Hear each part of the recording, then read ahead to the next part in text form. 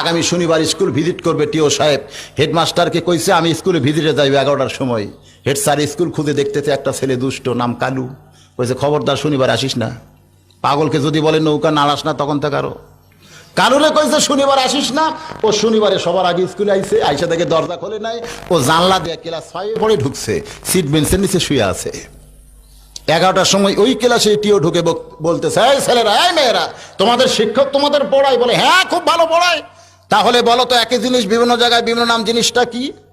উত্তর শুধু টিও জানেন, উত্তর হবে নদী। উত্তর কি হবে? এক জায়গায় পদ্মা, এক জায়গায় মেঘনা, এক জায়গায় যমুনা। নদী এক এক জায়গায় এক এক নামে প্রকাশ পাইছে, ঠিক কিনা বলেন? টিও বলতেছে একই জিনিস বিভিন্ন জায়গায় বিভিন্ন নামে প্রকাশ পাইছে, জিনিসটা কি কও? 1 রোল পারে না, 2 রোল পারে না, 3 রোল পারে না, কেউ যখন পারতেছে না, হেড স্যার পিছন দিক থেকে চিন্তা করে, এই প্রশ্ন তো আমি জীবনে শুনি নাই, আর আমার ছাত্ররা কোত্থেকে উত্তর দেয়? কেউ যখন পারতেছে না, সিট বেঞ্চের নিচের কালু ওখান থেকে মাথা বের করে বলতেছে আমি পারবো স্যার। হেড স্যার কয় সর্বনাশ, যে বেটা লেখাপড়াই করে না, শুধু পাগলামি করে, ও কেমনে পারবে? আমার ভালো ছাত্র ছাত্রী যেখানে পারতেছে না, ও কেমনে পারে? ওরে নিষেধ করছিলাম, আইলো কেন রে? টিও বলতেছে এই বাবা, তুমি যদি পারো তো নিচে কেন, বের হও বের হও। চাইরা চুলে বের হয়েছে। টিও বলতেছে বলো তো বাবা, একই জিনিস বিভিন্ন জায়গায় বিভিন্ন নাম, জিনিসটা কি? বলে খুব সহজ স্যার। হেড স্যার কয় সহজ? কেউ পারতেছে না, বেটা কয় সহজ। টিও বলতেছে সহজ, তাহলে বলো। কালু বলতেছে এটা হলো মাথার চুল। টিও চমকে উঠছে, সর্বনাশ, আমি জানি নদী, আর এই বেটা কয় চুল।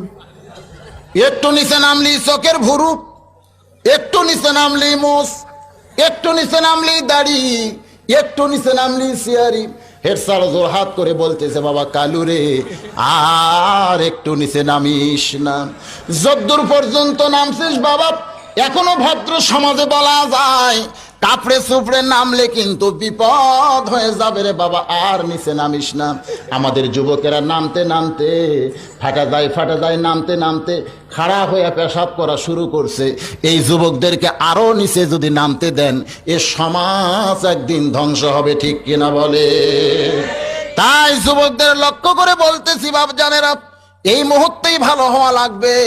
হাসরের ময়দানে কোনো বান্দা যখন আল্লাহর সামনে দাঁড়ায় যাবে, আল্লাহ বলবেন তোমার শৈশবকাল বুড়াকালের কোনো হিসাব লাগবে না, তোমার যৌবনকালের হিসাব দিয়া তুমি জান্নাতে চইলা যাও। এ হাদিস দ্বারা বোঝা যায় যৌবনকালটাই আল্লাহর কাছে ওয়াকফ করে দেওয়া লাগবে। জোরে কোন ঠিক কিনা ভাই? যে আওয়াজ করতেছিলাম, ফাতেমার মা কিংবা আব্দুল্লাহর মা, আর কতকগুলা মডার্ন বউক নাম ধরে ডাকে, রোকেয়া, রহিমা, ও বউ।